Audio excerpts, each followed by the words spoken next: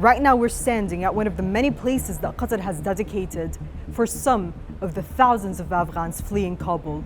To understand more the humanitarian situation in Afghanistan, we spoke to David Beasley, the Executive Director of the World Food Programme. Even though Afghanistan has been living under decades of war and corruption, so would you say that the world's attention to Afghanistan has shifted too late? And is it fair to say that the crisis in Afghanistan had just started?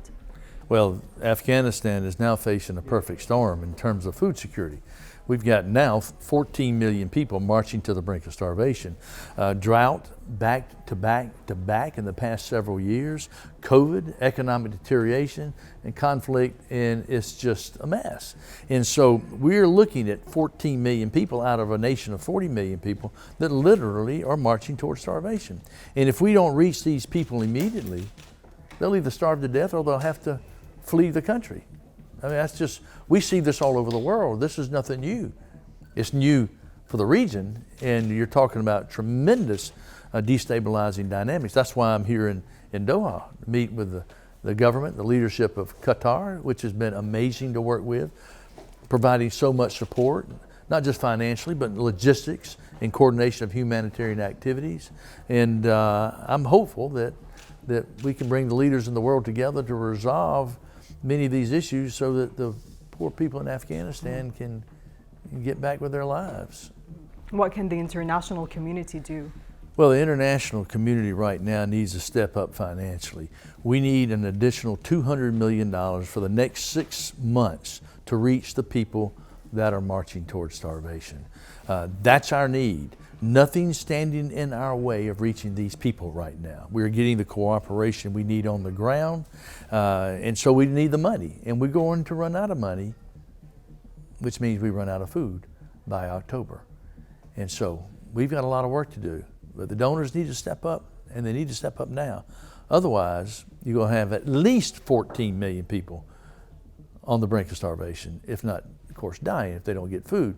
But if the economy continues to deteriorate, and the world leaders don't come up with an economic response plan, then you're going to have more than 14 million people. It'll only get worse. I don't have enough money to feed 14 million. If it gets worse, it's not a good situation, but it could get a lot worse if we don't get the money we need to bring hope and stability to the people that we can reach in Afghanistan. We can reach them. We just need the money. Mm-hmm. Finally, Germany has decided to halt aid to Afghanistan. What effects is it going to have on the situation in the country right now? Well, hopefully, as most countries deal with the politics, they will continue to work with us in terms of humanitarian aid. I have found countries like Germany and the U.S., while there may be political differences between any administration in various countries around the world, which is something we're accustomed to having to deal with, normally they will increase the support for organizations like the World Food Program, because they know we're neutral, we're impartial, we're coming in to help the innocent people of any nation, and in this case, Afghanistan. And let's not let the innocent people of Afghanistan suffer because of the politics beyond their control. So you're saying that countries shouldn't mix politics with human rights?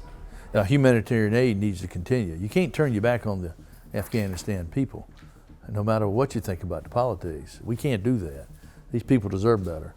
And I'm going to stand here loudly, strongly, jumping up and down to say, these children need our help. Let's don't let these little girls, these little boys die. We're here to help them. Well, thank you so much for your time. Many Afghans are living under uncertainty, with many unable to flee the country, leaving them with no option but to stay under the worsening humanitarian situation.